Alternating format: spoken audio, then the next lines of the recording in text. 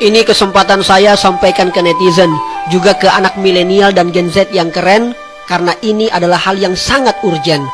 Mungkin kita sama, awalnya cuek pada pemerintahan dan politik, karena yang kebanyakan terlihat dan terdengar yang tidak baik. Padahal disinilah kebanyakan nasib kita diracik. Contoh bagaimana harga minyak goreng dan BBM yang naik, bisa jadi disusul dengan tarif dasar listrik, makin membuat warga paceklik. Anehnya negara heboh urusan afiliator, ditambah lagi dibesarkannya berita komedian beli video kotor. Padahal tiap hari negara dihabisi oleh para koruptor. Hukum kelihatannya hanya sibuk mencari yang berbeda pendapat, mudah sekali mengkriminalisasi dengan cepat. Keadilan dan demokrasi sudah terasa mati, kekayaan alam sudah banyak dicuri, para pejabat malah sibuk perkaya diri. Lalu kita masih mau diam, padahal kita bisa bersuara di Instagram. Mahasiswa sudah turun ke jalan karena kejahatan tidak bisa dibiarkan. Kita masih tidak ngapain sambil duduk, padahal kita bisa gaungkan di Facebook. Ayo aspirasikan walau hanya di Twitter, sebelum negara kita tidak lagi punya karakter. Yang punya penghasilan di bawah 50.000 per hari itu berteriak, siapa yang bisa teruskan rintihan mereka ke orang banyak? Kita mungkin hidupnya masih enak, bisa jalan dan healing tanpa terisak. Kalau kita rasa janji pejabat tidak lagi cocok, kita bisa kok bersuara di TikTok. Ini bukan soal membenci dan caci maki, ini soal cinta yang tulus ke Ibu Pertiwi. Kalau bukan milenial dan Gen Z yang bantu, mungkin kehancuran hanya soal waktu.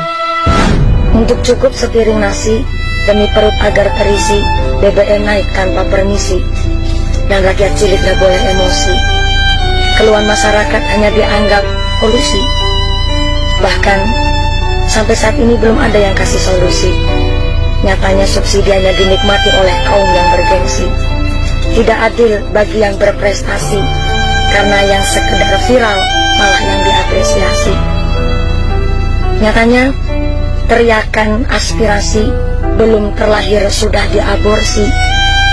Merdeka hanyalah ilusi bagi kaum cilik yang sudah frustasi. Nah, saudara-saudaraku, setelah 8 tahun kekuasaan Jokowi, apa yang kita lihat dan rasakan sekarang ini? Saya lihat seluruh agenda rezim Jokowi sejak jadi presiden sampai sekarang, selama 7 tahun, makin kelihatan jelas. Maaf, mungkin istilahnya omongannya di kutub utara, ya, kenyataannya di kutub selatan.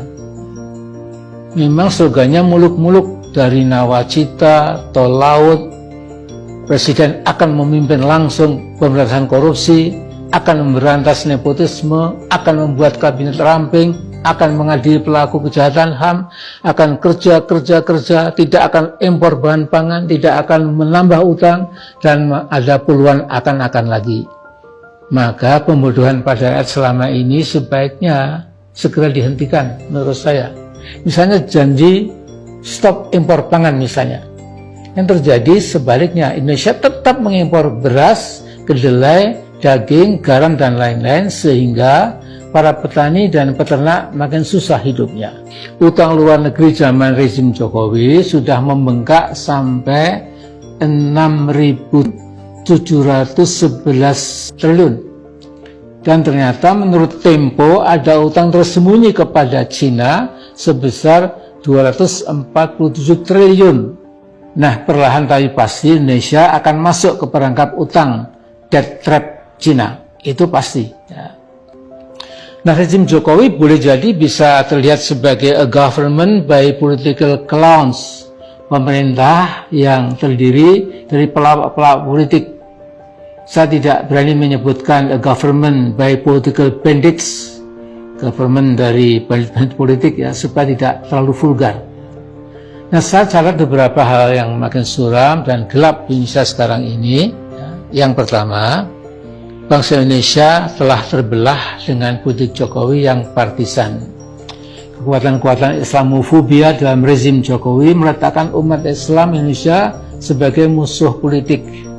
Ulama yang bersikap kritis dikriminalisasi dengan segala macam dalih. FPI yang berhasil melakukan demo damai terbesar sepanjang sejarah Indonesia dibubarkan lewat keputusan politik. Padahal ketika FPI yang dikomandoi oleh HRS, Habib Rizik Syihab, melancarkan aksi damainya, seluruh etika politik dan tertib hukum dipatuhi secara maksimal. Hampir tidak ada rumput atau tanaman kecil rusak gara-gara diinjak. Tidak ada bakar-bakar ban di tengah jalan. Tidak ada gedung pemerintah dilempari batu. Tidak ada perlawanan sedikit pun terhadap aparat keamanan. Hanya karena HRS tetap kritis dan vokal, maka framing politik dengan skala fabrikasi, distorsi, dan disinformasi, HRS dipalu kodam sebagai musuh NKRI dan dalih-dalih hukum buatan lainnya. Di neraka ada goyang pantoi, di neraka ada virus COVID, di neraka ada open BO, di neraka hanya ada penghakiman, di neraka ada goyang pantoi, di neraka ada virus COVID, di neraka ada open BO, di neraka